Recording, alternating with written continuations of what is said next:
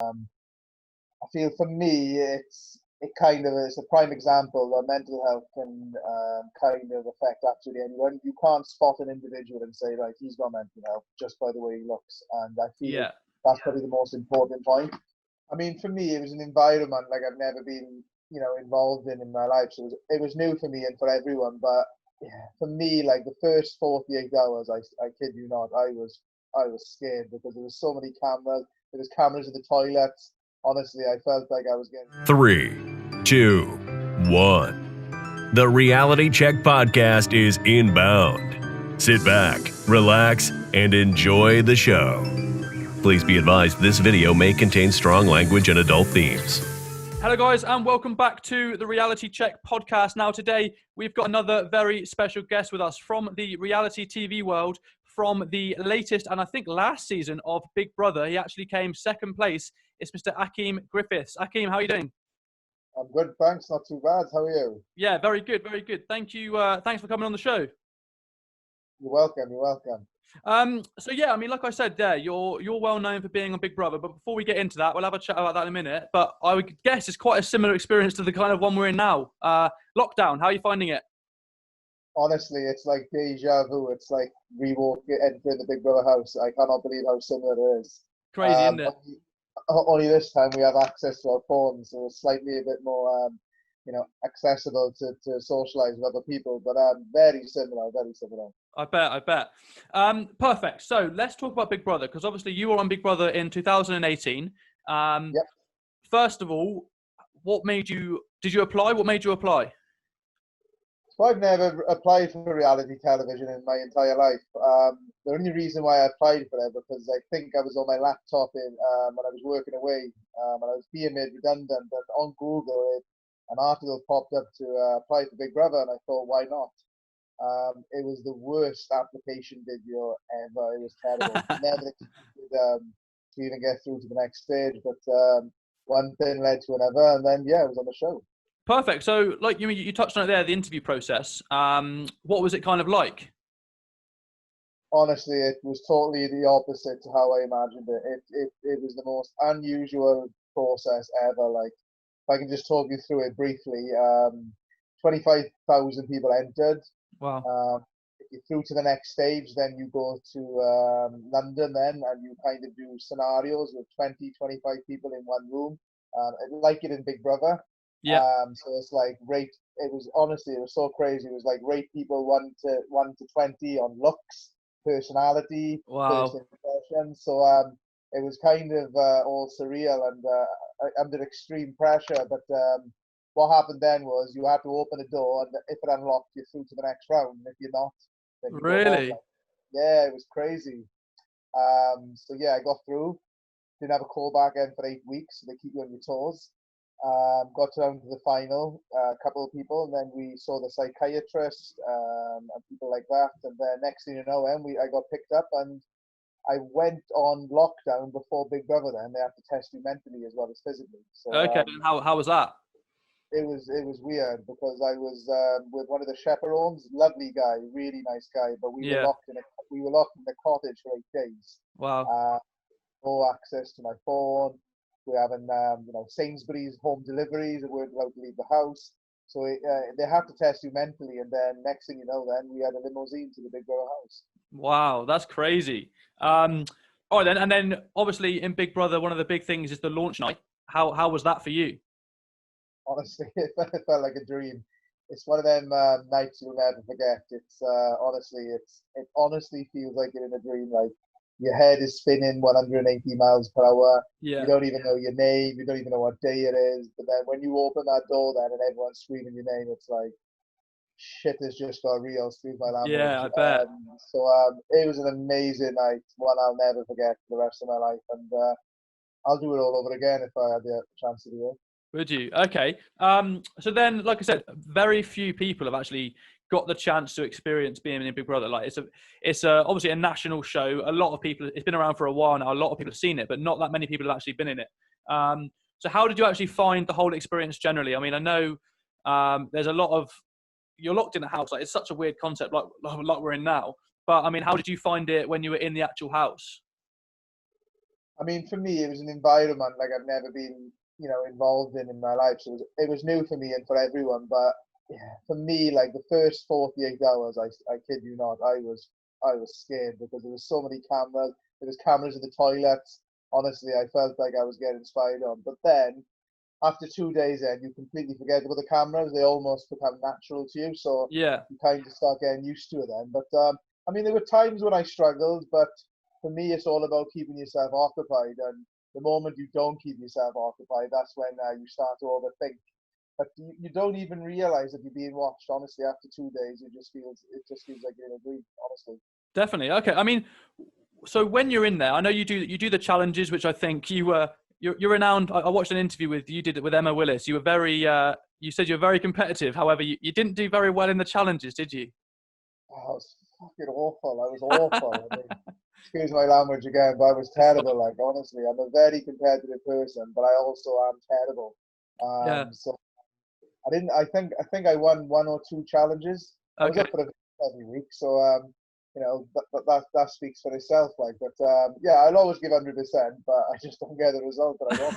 So you do the challenges obviously in the daytime. What else? I mean, obviously they're all cut down. The episodes are edited. We don't see everything. What are you doing in the other times? I mean, are you just sitting around talking, or is there actually stuff to do? Well, this is the thing. See, there's not much more you can do. There's no television. There's no outside contact with the outside world. There's no devices you can use. Yeah. There's barely any games. You have to occupy yourself. I mean, you've got to catch up with the people in the house, but there's only so much talking you can do. Like, I think after the first 3 days, I ran out of things to say. So then you have to use your own initiative. And so I was running around the garden, trying to do press ups, trying to do sit ups, Yeah. absolutely Yeah. terrible at them. But it's all about keeping yourself occupied. Then obviously I can't swim, so we had a swimming pool. So I tried to learn to swim as well. Like, so it's just kind of things like that, really. Yeah.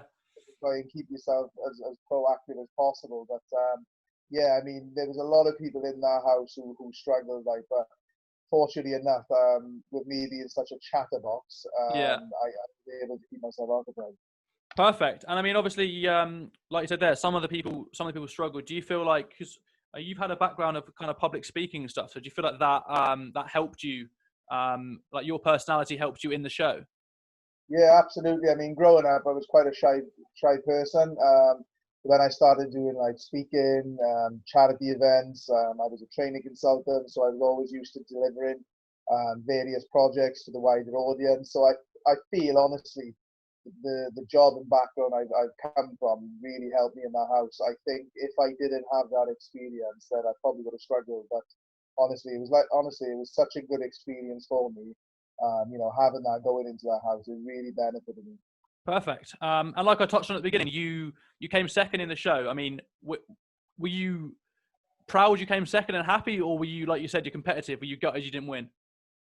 I'm going to be brutally honest with you, and this is not me being big-headed. I think most people who went in that house had an expectation of, I want to try and win this.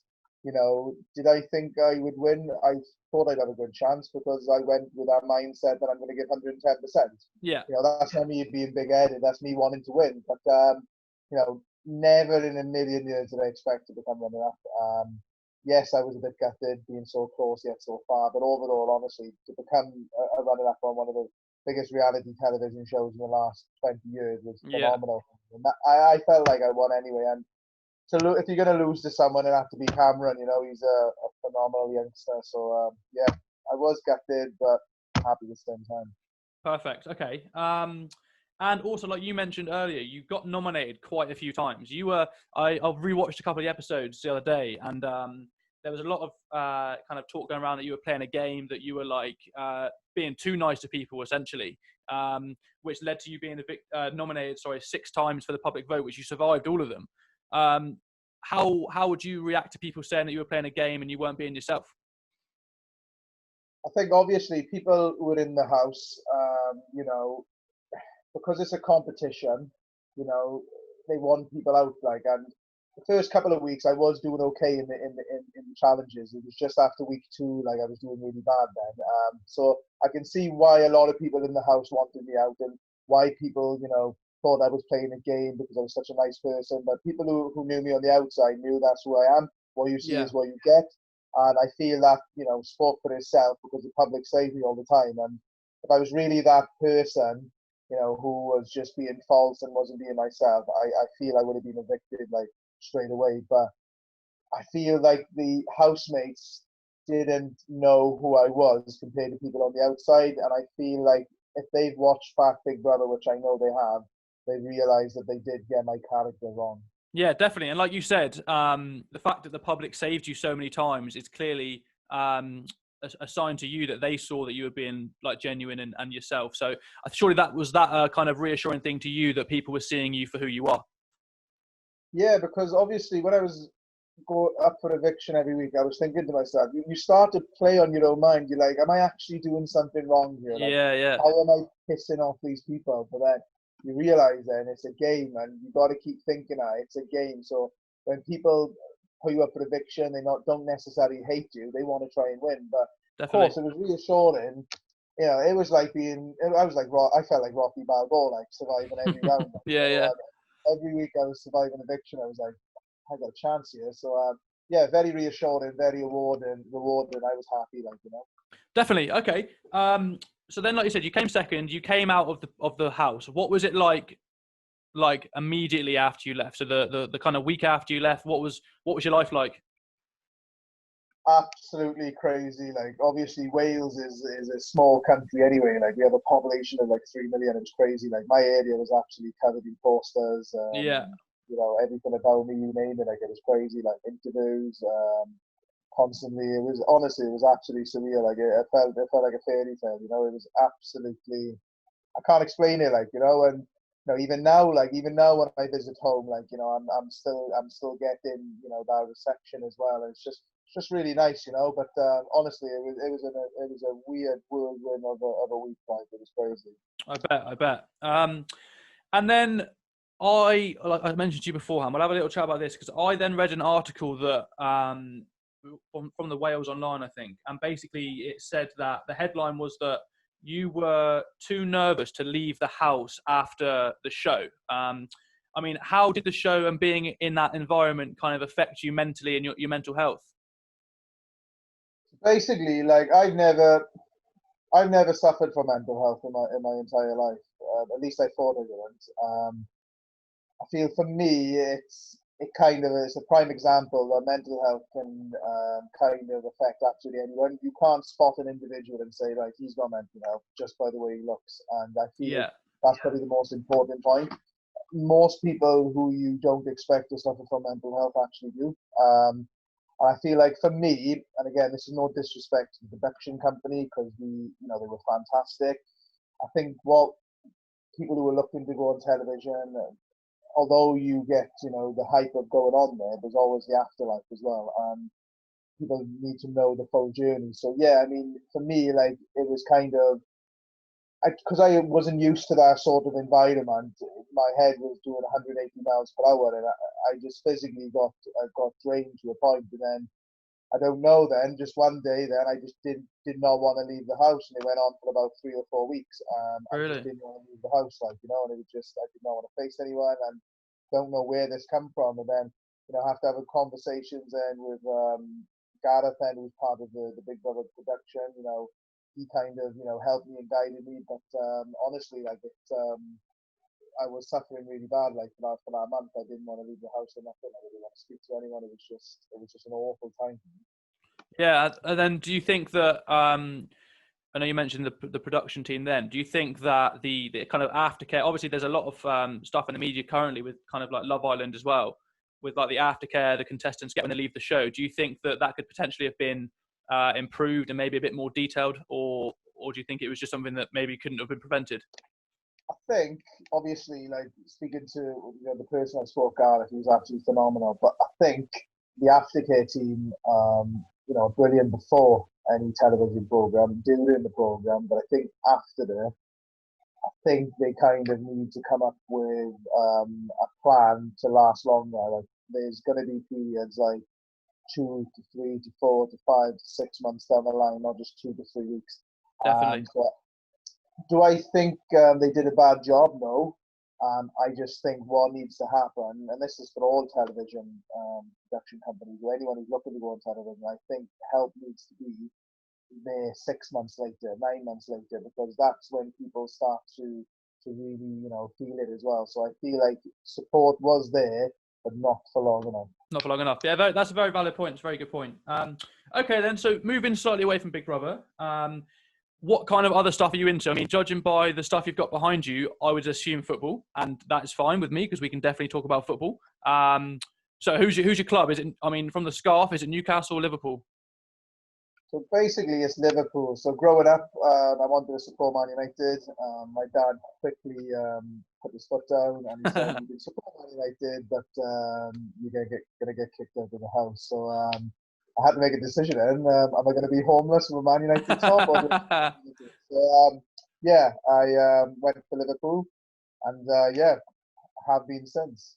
Perfect. Obviously, the season is currently on hold, but the news today is that it's coming back. As a Liverpool fan, how do you feel? Obviously, you guys are running away with the league this year, like best team in the league by a mile. How are you feeling that the season's going to finish with a slight kind of tarnish on it, that people are going to be able to give you the comments, "Oh, you didn't win it normally"? Like, is it affecting you? I mean, obviously, like I'm getting prepared for it. I know for the fact when Liverpool win that title, it doesn't matter. It doesn't matter. If they're going to mention the pandemic period, there's no two ways about that. But Yeah.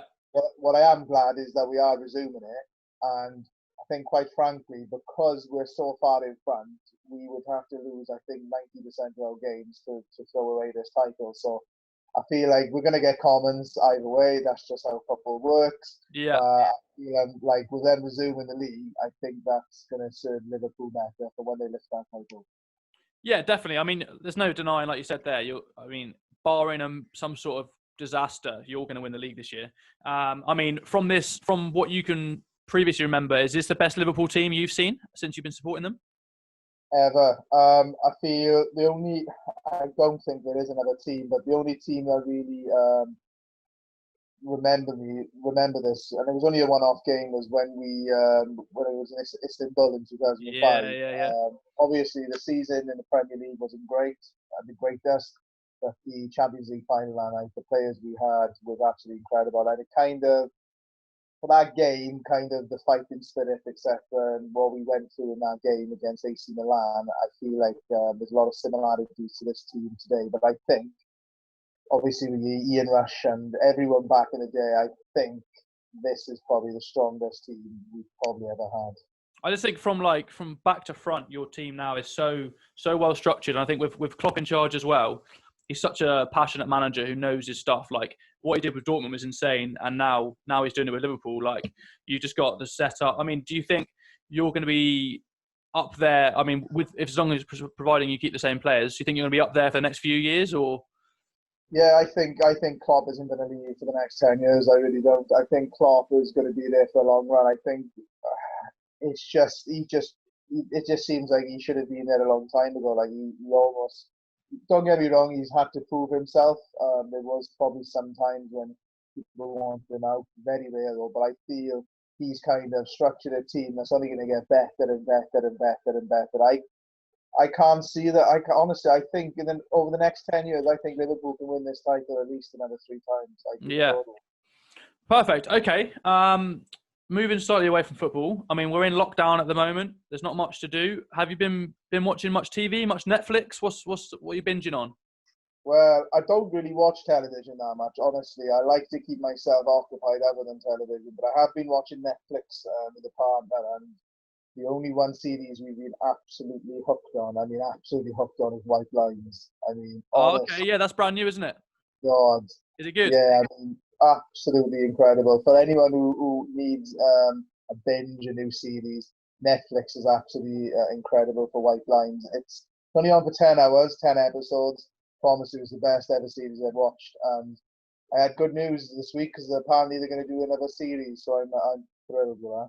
Perfect. Okay. And then moving, instead of Netflix and stuff, what about films? What's the all-time favorite film? Oh, this is going to sound immature, but I'm a big lover for American Pie films. World class. growing up, honestly, like I was kind of people were watching football for motivation. Rocky, I was just watching American Star. They are all so good, to be fair. That's not a bad one. It's literally not a bad one. Oh, road trip, you name it. Honestly, they were my go-to films growing up, like, and still are, you know. Yeah, yeah. Okay. What about food? What food are you big into? I'll be honest with you, right? I was a fat kid growing up. Okay. I weighed more than my age, and you know, even now, like I'm still eating like a pig, like. But I am starting my diet tomorrow, my 12-week training program. Okay. So that's going to be fun, and I am not looking forward to that. But that's why I'm having my last pizza tonight. But yeah, I'm a carb lover. I love carbs. Yeah. My favorite takeaway meal is an Indian. Love Yes. that. Agree. There's nothing that can beat. What's your go-to Indian order? Obviously my name, Akeem. Yeah, it's a little joke I had growing up. So Akeem, some onion bhajis. I like lamb tikka masala. Nice. Akima rice. I love Akima rice as well. I love my name in all these foods, but Akima rice with the meat, it's absolutely incredible. So yeah, Indian is my biggest cheat meal. Shadow it out. Perfect. Okay, what I've got now is some viewers' questions that I've been sent. Just rattle through a few of these. So number one was, what was the biggest challenge you faced in Big Brother? Biggest challenge I faced in Big Brother was probably the obvious, but mine was probably putting up my close friends in the eviction. Putting up like Thomas, he was really, really close, but I have to put him up for eviction. Have to. Fair enough. Number two has already been. I mean, we just mentioned it. It was your favourite takeaway. I mean, apart from Indian, have you got another takeaway of choice that you would go to, maybe? Yeah, second, very close. It would be a Chinese. Honestly, when I've gone out binge drinking the night before, Chinese never going to fail. Yeah, Chinese for me anyway. Perfect. Someone has asked, Burger King or McDonald's? Oh, it's gotta be a McDonald's. Has to be. What's a McDonald's order of choice? Me, do you know, all right, I'm usually a cheapskate when it comes to McDonald's. I'll go to the pound saver menu and I'll order 10 like chicken meal ones, and I'll do it. Nothing wrong with that, mate. Nothing wrong with that at all. Exactly. Someone else has said, have you got any regrets from being in Big Brother? Was there anything that you do differently? Absolutely not a chance. I was the same person throughout. Absolutely same person. Did not lie. Did not do anything I feel disrespectful. Wouldn't have changed any bit for the world. Perfect. Someone else has asked. I mean, we actually wanted to touch on something else after this, but would you go on another reality show? Yeah, so obviously I've been on a couple more since. They've not been as big as Big Brother. I mean, I went on a dating show. I was on Just Tattoo with Us. That's what I was going to mention. Just Tattoo. But what was the tattoo you got from that one then? Because I've seen that show. Jesus. So obviously me and Thomas went on there. So yeah. I actually picked Thomas a snake because he was a snake in Big Brother behind my back. He chose to twist, so Charlotte Crosby picked him a tattoo, and he ended up having a pussycat on his leg, so he got away with it. Oh no! And I had 2 gates on the back of my leg and 2 fences, because apparently every time I'm involved in an argument, I always sit on the fence. Okay, are they still there now? Yes, they are. And you know, I'm really considering going on Tattoo Fixers to fix them. I was going to say, because I watched that program, right, and I'm like, surely if it's that bad, you can either A, get it covered, or B, just get it removed. But like, I think a lot of the people probably just do go along with it. I mean, I don't hate them, but obviously when I go swimming, yeah. So I might go on Tattoo Fixers. Is that the next show? The next show you'll be on is Tattoo Fixers. The next show I want to go on is something like Bear Grylls Does Island. Yes, I love that program. Something like that, because I wouldn't go on any program anymore. It would be something that would be challenging and something along them lines. Maybe Race Across the World. I love that program. Maybe The Hunted as well. Something like that. What about something like the SAS Who Dares Wins? Definitely, 100%. Yeah, that's a good program. Anything that's challenging that's going to require me to go the distance. Perfect. Sweet, mate. Look, we've covered a lot of stuff. And like I mentioned to you just prior to the show, the final thing I do with my guests is a little segment I like to call the pressure point. Basically, what I'm going to do is I'm going to press play on the stopwatch. You have to neck the point and then say the word done at the end. And when you say the word done, I will stop it. It will then go on the leaderboard and we'll see where you go. You ready? Yeah. 3, 2, 1, go.